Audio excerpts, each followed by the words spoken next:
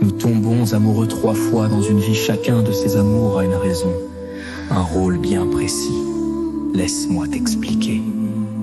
Le premier amour arrive souvent tôt, parfois dans notre jeunesse. Il est pur, intense, presque naïf. On y croit de tout notre cœur, convaincu qu'il durera toujours, mais la vie en décide autrement. Parfois il se termine pour des raisons futiles, d'autres fois parce que nous n'étions pas encore prêts. Bien plus tard, avec le recul, on réalise que c'était bien de l'amour, celui que nous étions capables de comprendre à ce moment-là. Le deuxième amour est celui qui nous marque profondément. Il est passionné mais souvent douloureux.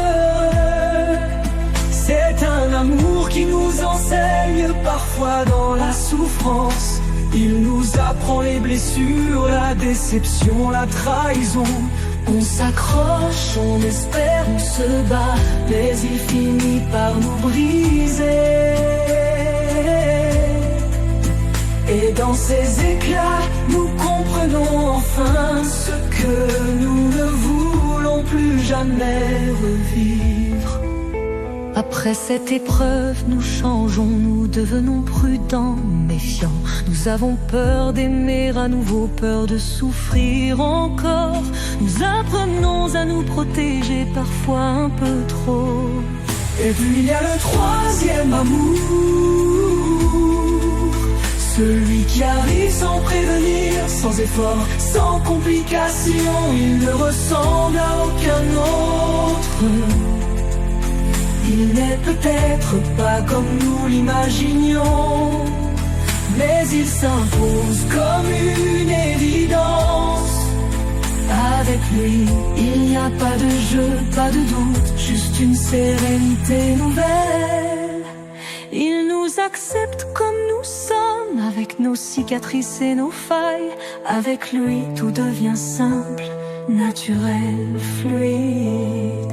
C'est cet amour qui nous fait comprendre pourquoi les autres n'ont pas fonctionné.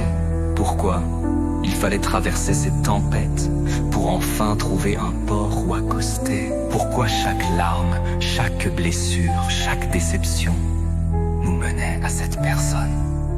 À cette personne. Et chaque soir, en fermant les yeux, on se surprend à murmurer merci, parce qu'on sait enfin ce que signifie aimer et être aimé en retour. Le deuxième amour est celui qui nous marque profondément. Il est passionné mais souvent douloureux. C'est un amour qui nous enseigne parfois dans la souffrance. Il nous apprend les blessures, la déception, la trahison.